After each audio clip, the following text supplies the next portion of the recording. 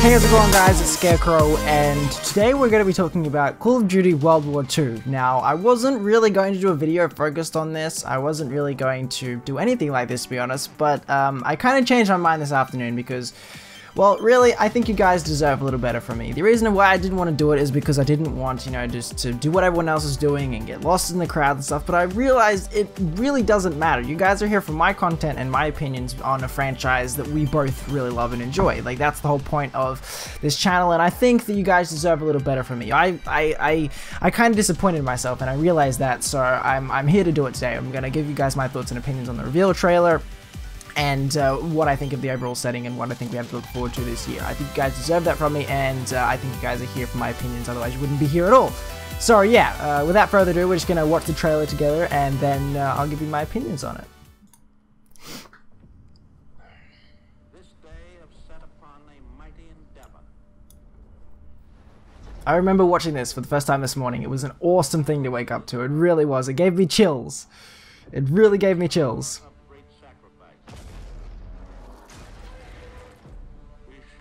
And this right here, this is just iconic. That thing right there, opening the front of the boats and starting that invasion. Just, it's a brutal, gripping moment in World War II history. Like that right there, just Saving Private Ryan. I'm sure the comparison has been done 100 million times, but yeah.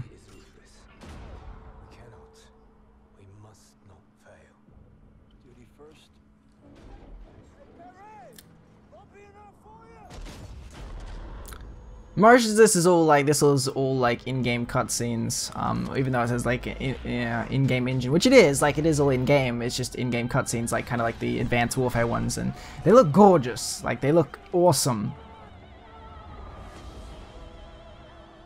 Good old Purifier.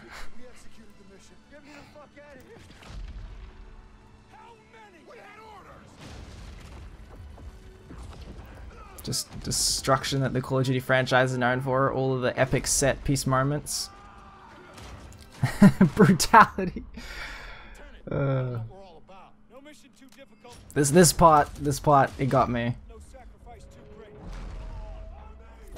It's an awesome moment. Welcome to the bloody first. You're a long way from Texas, my boy.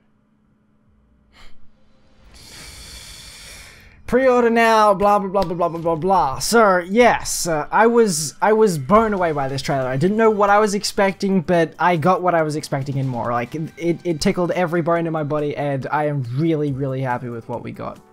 November 3rd is the date that we have to look out for, and it's still so long away. It's still 7 months away, which is quite a long time.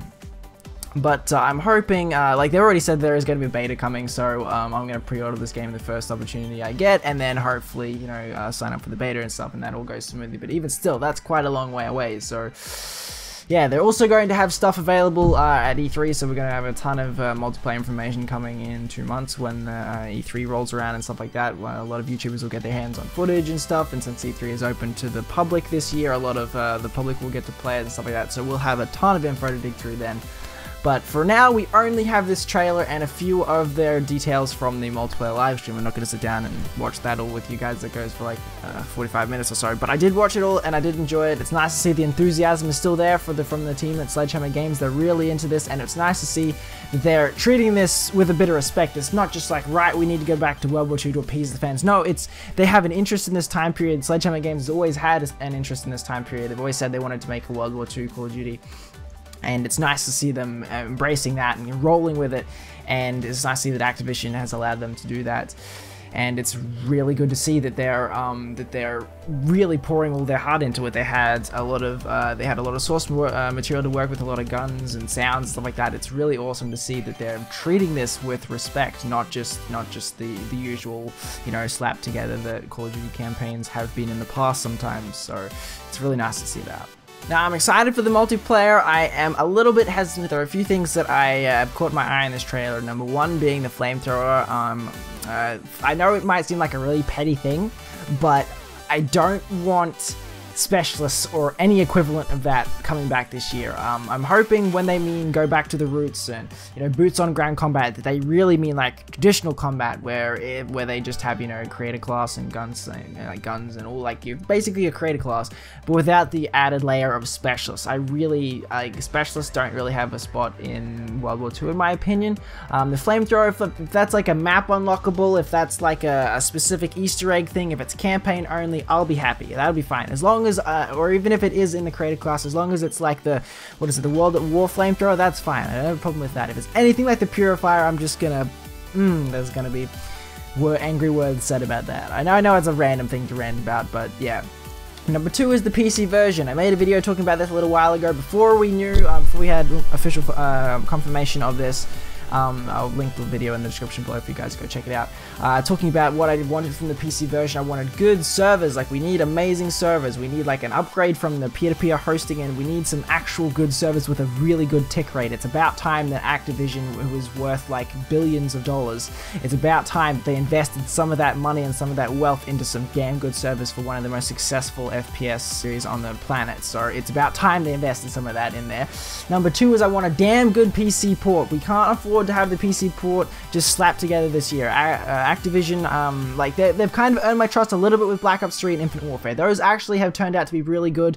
Black Ops 3 was kind of meh, but got a lot better throughout the year, and Infinite Warfare was a damn good PC port. It ran really, really well on a lot of people's rigs, so I'm hoping that Sledgehammer Games takes a page from both of their books and really invests in a good PC port, because the PC community of Call of Duty has been dying. It has been dropping off faster than you wouldn't believe in the past couple of years, and this setting alone is going to be enough to bring people back. But I'm hoping that they have something good to come back to. You don't want to get a good Call of Duty that's like, it's amazing but it runs like crap. You want something that people that can dive into, even if their PCs aren't top of the line, even if they don't have a beast machine. You want them still to be able to have a good time on a smooth running game, because PC has been struggling for numbers for so long now, and people on PC don't stick around if the PC port is crap. Only the most dedicated of fans will stick around for that. So I'm hoping that we get a good PC port this year to really hold us through for, like, I don't want the PC port to be the thing that lets us down this year. I do have a little bit of faith, because Sledgehammer Games and AW was optimized pretty damn well for PC, so they have a pretty good track record so far, so I'm hoping that they stick with it this year. Number 3 is I'm hoping that it's not too slow.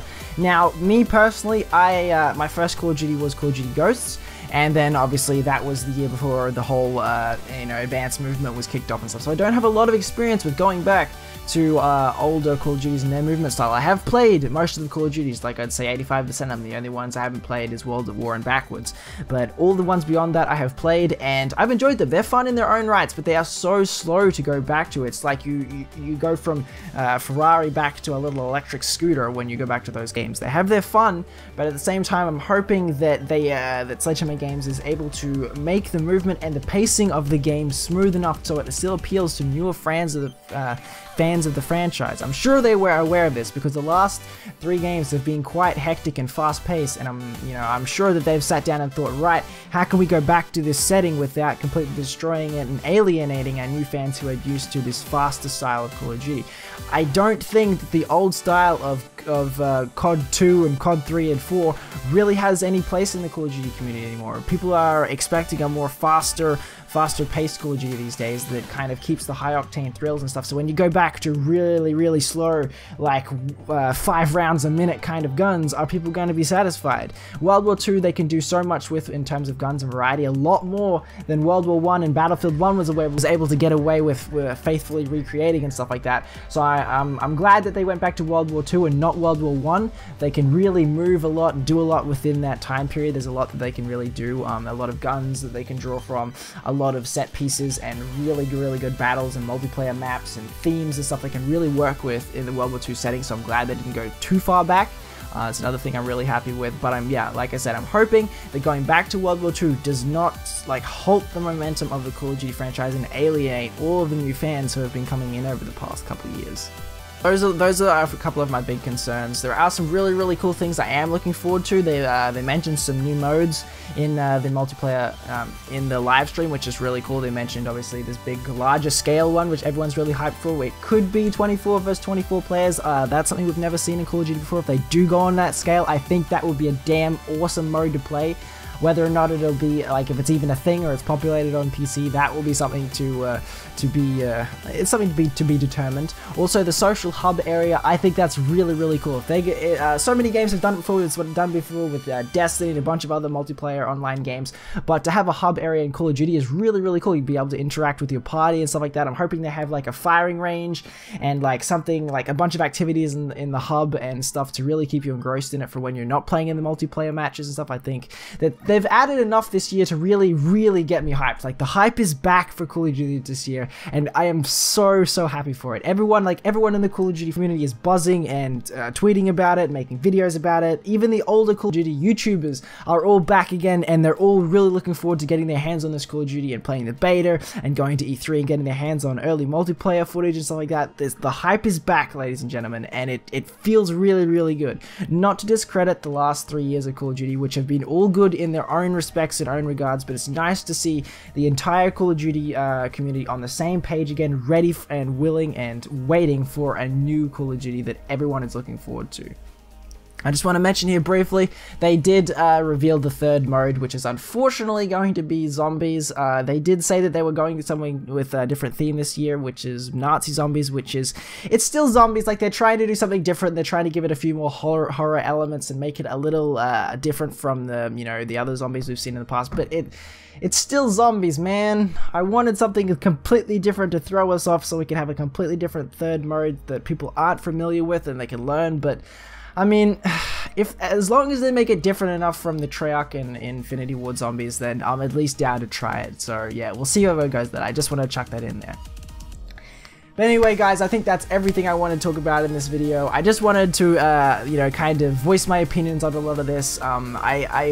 My original thinking was I wasn't going to do a video on this because everyone's doing a video on this, but the thing is, you guys are here for Call of Duty, and I love Call of Duty, you guys love Call of Duty, and why wouldn't I make a video on the new game that's coming out regardless, because it's something that I'm really excited about, and I want to share my excitement with you guys, and I want you guys to be able to share your excitement with me. So leave me comments down in the comment section below, letting me know what you're excited for, what your concerns are, what you're hopeful for, and all of that stuff down in the comment section below. I always read them all, and I do my best to reply to as many as I can. But anyway, guys, thank you so much for watching. If you have enjoyed, don't forget to hit that like button, subscribe for more, and I shall see you, beautiful people, in the next video.